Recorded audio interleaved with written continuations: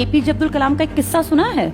जब वो missile man of India बने, जब हमने पहली स्वदेश निर्मित मिसाइल बनाई, तो उनके पास PM, prime minister Indira Gandhi के समय की बात है, इनके ऑफिस से फोन गया कि मैडम पीएम आपसे मिलना चाहती हैं, दिल्ली आपको इनवाइट किया जाता है। तो बेटा डॉक्टर एपीजे अब्दुल कलाम ने फोन रखा, कह दिया ठीक है भाई आएंगे, एक दिन डिसाइड हो गया। उनको पहली चिंता पता है क्या हुई? कि मैं पहन के कौन से कपड़े जाऊंगा, क्योंकि वो इतने साधारण तरीके से रहते थे कि वो कोई सूट वूट पहनते ही नहीं थे।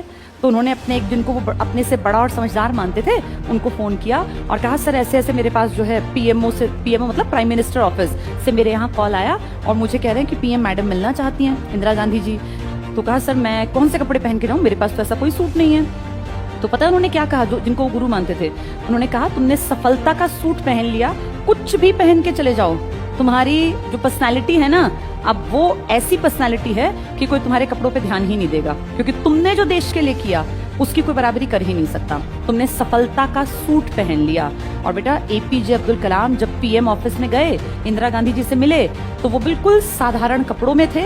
हाफ स्लीव्स की उन्होंने धारीदार एक कमीज पहनी थी, जैसे तुम्हारे घर में तुम्हारे पापा बड़ा भाई कोई पहन लेता होगा, ब्लू कलर की और व्हाइट कलर की उस पर धारियां थी, और नीचे डार्क ब्लू, नेवी ब्लू, जैसा हमारे तिरंगे में वो अशोक चक्र है ना 24 तीलियों वाला, नेवी ब्लू, उस रंग की पैंट और बिल्कुल साधारण चमड़े की चप्पल।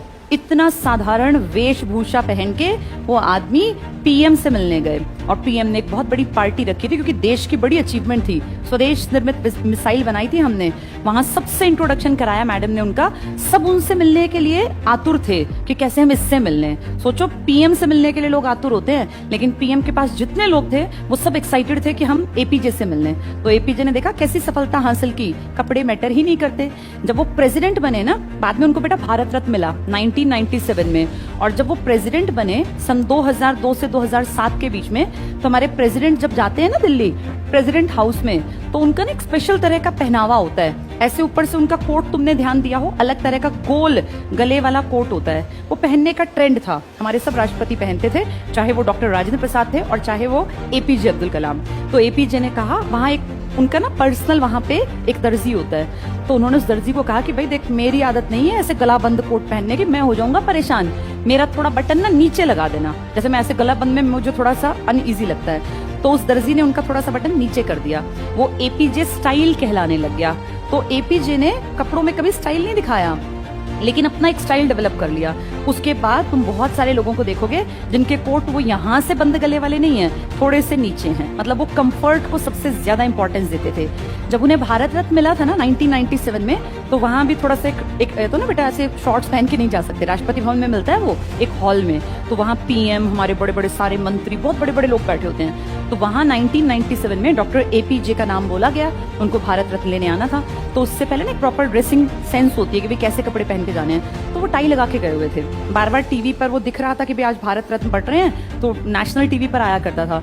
तो वो ना उस टाई में इतना अनईजी फील कर रहे थे, बार बार अपनी टाई को ढीली करते थे, मतलब उनको ऐसे कपड़ों का, ऐसे स्टाइल के कपड़ों की आदत नहीं थी, बहुत साधारण थे। आज तक हम बेटा रिस्पेक्ट करते हैं, रिगार्ड करते हैं उनको। गए हुए 10 साल हो गए, 2015 में उनकी डेथ हो गई थी, 2002 से 7 तक वो तुम्हारे देश के प्रेसिडेंट रहे थे, उससे पहले उनको भारत रत्न मिल गया था, और उससे पहले उन्होंने मिसाइल मैन का एक होता ना खिताब, वो हासिल कर लिया था।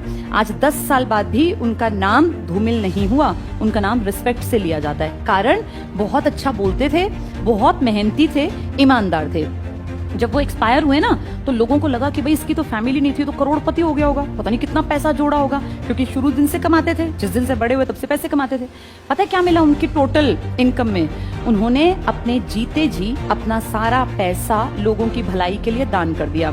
कभी अनाथालयों में, कभी लड़कियों के शादी ब्याह में, कभी किसी अनाथ की पढ़ाई में, कभी वृद्धाश्रम में। कोई भी बहुत बड़ा अमाउंट उन्होंने अपने लिए नहीं रखा। कितने ग्रेट आदमी थे बेटा। कुछ लोग लालची होते हैं, सोचते हैं कल को हम बुढ़े होंगे, हमारे पास पैसे होने चाहिए वरना हमारी कोई केयर ही नहीं करेगा, है ना। उनके मन में कभी ये विचार नहीं आया। ना उनकी वाइफ थी, ना उनका बेटा, ना उनकी बेटी, अकेले तो थे, शादी नहीं की, लेकिन कभी ये नहीं सोचा कि पैसे जोड़ लूं, कल को मेरे काम आएंगे। जितने पैसे आते साथ के साथ दान में, अच्छे कामों में, सोशल वर्क में लगा दिया। आज उनका नाम लेने वाला उनका बेटा नहीं है, लेकिन उनका नाम लेने वाले हम जैसे कितने लोग हैं, और हम कितनी रिस्पेक्ट देते हैं, कितना रिगार्ड करते हैं। कि लाइफ हो तो एपीजे अब्दुल कलाम जैसी, कि जिन्होंने पूरी जिंदगी समाज का, देश का भला किया। मैं ये नहीं कहती कि हम सब वैसे बन जाएंगे, हमारी काबिलियत उतनी नहीं है, लेकिन हम कुछ कुछ तो अच्छा सीख ही सकते हैं बेटा, कि हम कपड़ों के पीछे पागल ना हो। जैसे एपीजे ने सफलता के सूट से अपना एक इंप्रेशन बना लिया, ऐसे ही हम अच्छा कपड़ा पहने, कोई दिक्कत नहीं है, सफाई से रहें, डेली नहाना धोना, ब्रश करना, अपने बाल ठीक रखना, अच्छे ढंग से बन के रहना, ये अच्छी बात है। ऐसे गंदे बन के रहना, कंघी ना करना, 4-4 दिन तक नहाना नहीं, ये नहीं होना चाहिए। साफ सुथरे रहो, सुबह टाइम से उठो, ब्रश करो, पर्सनालिटी पे काम करो, लेकिन उस पर्सनालिटी में सिर्फ बाहर का अपीयरेंस ना हो, बौद्धिक रूप से भी सबल बनो। और सबसे बड़ी बात बेटा, मन से साफ और अच्छे रहना।